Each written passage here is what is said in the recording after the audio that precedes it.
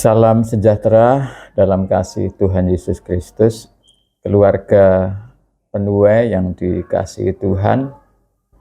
Kita berjumpa kembali dalam program Penuai Bible Teaching. Dan Penuai Bible Teaching pada hari ini akan didasari dari 1 Samuel 16 ayat yang ke-7. Demikian bunyinya. 1 Samuel 16 ayat 7. Tetapi berfirmanlah Tuhan kepada Samuel, janganlah pandang parasnya atau perawakannya yang tinggi, sebab aku telah menolaknya. Bukan yang dilihat manusia, yang dilihat Allah. Manusia melihat apa yang di depan mata, tetapi Tuhan melihat hati. Bapak Ibu saudara yang dikasihi Tuhan, di 1 Samuel 16 ini kalau kita melihat perikopnya adalah Daud diurapi menjadi raja. Nah, ketika Tuhan mengagendakan untuk Samuel mengurapi Daud menjadi seorang raja, kemudian Tuhan memberikan arahan kepada Samuel apa yang harus dilakukan. Nah, ini juga menjadi satu pelajaran penting buat kita. Kita sebagai seorang mentor, sebagai seorang gembala, sebagai seorang guru, betapa pentingnya setiap hari kita ini diarahkan oleh Tuhan. Karena banyak kali dan sering kali kita ini melakukan kesalahan-kesalahan, baik itu yang kita sengaja atau yang tidak kita sengaja. Kita salah dalam pikiran kita salah dalam perkataan kita salah dalam perasaan kita salah dalam keinginan kita salah dalam perilaku kita. Itulah sebabnya sangat penting setiap hari ini kita harus diarahkan oleh Tuhan. Dan firman Tuhan katakan ada jalan yang disangka lurus, tapi ujungnya menuju maut. Ada jalan yang disangka. Nah, seringkali kita melakukan kesalahan-kesalahan, kita tersesat karena kita hidup dengan prasangka, dengan asumsi. Nah, kembali ke kisah dari Daud diurapi menjadi raja. Ketika Samuel diarahkan Tuhan, apa yang harus dilakukan pada saat mengurapi Daud? Karena ternyata dari ayat yang kita baca tadi, selevel Samuel, kapasitas seorang Samuel yang sudah begitu luar biasa, Tuhan berkarya dalam hidupnya, yang sudah begitu luar biasa bagaimana Tuhan menyertai dia, yang sudah begitu luar biasa bagaimana Samuel ini selalu diarahkan Tuhan day by day, hari demi hari, minggu demi minggu. Tapi dalam ayat yang kita baca tadi, Samuel pun masih salah di dalam menjalani apa yang diperintahkan Tuhan. Nah, tadi kan dibilang apa? Tetapi berfirmanlah Tuhan kepada Samuel. Nah, ini kalau kita baca di ayat yang ke-6 ya, ini yang dilakukan Samuel. Ketika mereka itu masuk dan Samuel melihat Eliab, lalu pikirnya, sungguh di hadapan Tuhan sekarang berdiri yang diurapinya. Nah, ayat 6 dijelaskan, Samuel melihat Eliab, kemudian Samuel berpikir bahwa Eliab ini adalah orang yang diurapi Tuhan.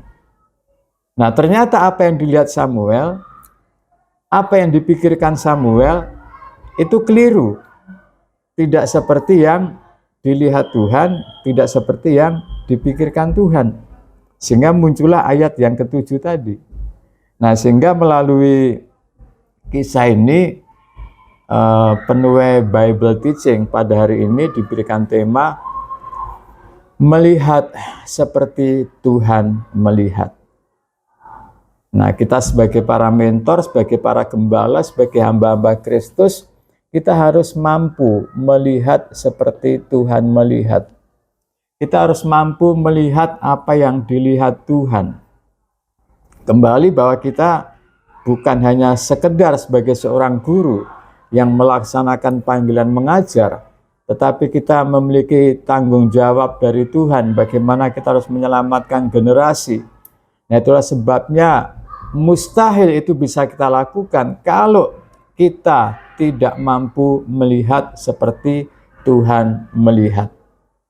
Kalau kita tidak bisa melihat apa yang dilihat oleh Tuhan. Nah, kita akan melihat. Kemudian ketika Samuel melihat Eliab, kemudian kata kuncinya melihat dan berpikir. Ketika Samuel melihat, kemudian berpikir bahwa Eliab ini orang yang diurapi Tuhan. Kemudian ternyata Tuhan melihat itu sebagai satu kesalahan, satu kekeliruan. Sehingga ayat yang ke-7 dikatakan, tetapi berfirmanlah Tuhan kepada Samuel. Dengan lain kata, ini Tuhan sedang mengoreksi Samuel. Samuel, kamu salah. Yang kamu lihat itu salah. Yang kamu pikirkan itu salah. Ini selevel Samuel loh Bapak Ibu. Tuhan mengoreksi Samuel. Sehingga Tuhan berkata, jangan lagi pandang parasnya atau perawakannya yang tinggi, sebab aku telah menolaknya. Nah, ini sebetulnya bicara tentang pengalaman Samuel sebelum itu dia telah mengurapi Saul menjadi seorang raja. Nah, kalau kita perhatikan bagaimana Saul diurapi, diangkat menjadi seorang raja, Alkitab mencatat bahwa karena tinggi perawakannya, dikatakan dari bau ke atas Saul lebih tinggi dari orang-orang sebangsanya pada waktu itu. Jadi Samuel waktu itu melihat secara jasmani saja tentang sosoknya Saul. Dan ketika melihat Eliab, kembali itu yang muncul. Tetapi Tuhan mengoreksi Samuel, Tuhan menyampaikan kepada Samuel, janganlah pandang parasa atau perawakannya yang tinggi, sebab aku telah menolaknya. Nah, ini yang diajarkan Tuhan kepada Samuel. Bukan yang dilihat manusia, yang dilihat Allah. Manusia melihat apa yang di depan mata, tetapi Tuhan melihat hati.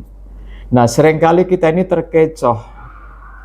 Kita tertipu dengan penampilan lahiriah manusia. Kalau kita bicara secara kompetensi dan juga bicara tentang karunia seseorang, seringkali kita begitu terpesona, begitu terkecoh dengan karunia seseorang. Kita terkecoh, terpesona dengan kompetensi seseorang. Itu tidak salah, bagus, kita punya karunia bagus, kita punya good skill, kita punya good karakter, itu bagus, dibutuhkan. Tetapi yang dicari Tuhan, yang dilihat Tuhan adalah bukan hanya good skill, bukan hanya good karunia, tetapi adalah good karakter, tetapi adalah hati. Itulah sebabnya Tuhan sedang mengajar Samuel, bukan yang dilihat manusia, yang dilihat Allah. Manusia melihat apa yang di depan mata, tetapi Tuhan melihat hati. Betapa sering kita ini terkecoh dengan penampilan-penampilan lahiriah manusia, dengan penampilan-penampilan lahiriah karunia, talenta, kompetensi seseorang. Memang itu dibutuhkan, tetapi mari kita belajar supaya kita mampu melihat seperti yang dilihat Tuhan, kita mampu melihat apa yang dilihat Tuhan. Nah, pertanyaannya bagaimana supaya kita bisa melihat seperti yang dilihat Tuhan? Caranya hanya satu, bahwa mata kita, pikiran kita, perasaan kita, hati kita harus dikuduskan setiap hari. Kalau tidak, hati kita ini sangat licik, Alkitab berkata. Pikiran kita ini, kadangkala perasaan kita, manusia itu selalu didominasi oleh kepentingan-kepentingan pribadi, oleh keuntungan-keuntungan, oleh apa yang bisa didapatkan. Nah, selama pikiran kita, selama hati kita, selama perasaan kita masih pikiran manusiawi kita yang tidak dikuduskan, masih perasaan manusiawi kita yang tidak dikuduskan, masih hati kita yang tidak dikuduskan, selamanya kita tidak akan bisa melihat seperti Tuhan melihat, kita tidak akan bisa melihat apa yang dilihat oleh Tuhan. Nah, itulah sebabnya dalam Yeremia 17 ayat 9, ini Yeremia juga mengingatkan betapa hati kita ini harus dikuduskan.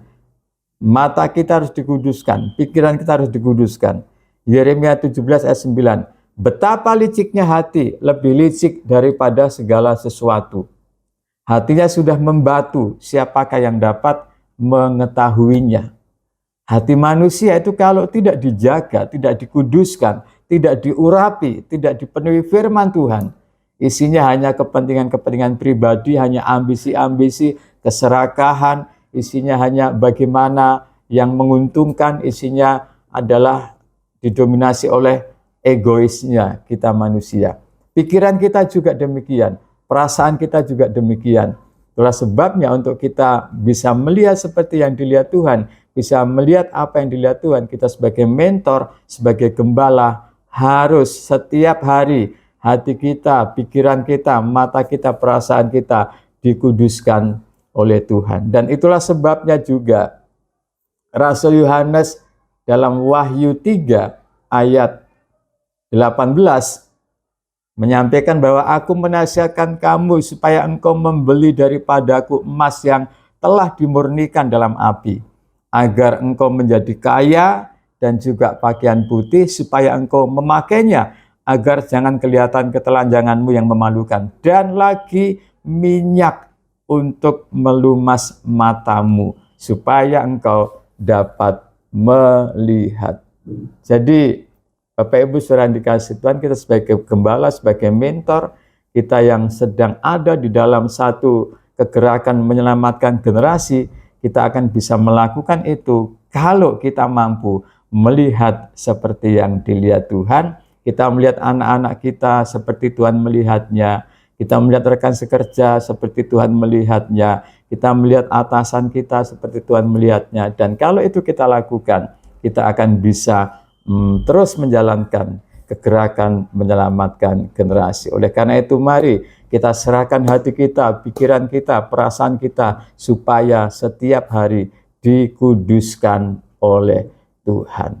Tuhan Yesus memberkati. Salam smart, beriman, berilmu, berkarakter, bertalenta.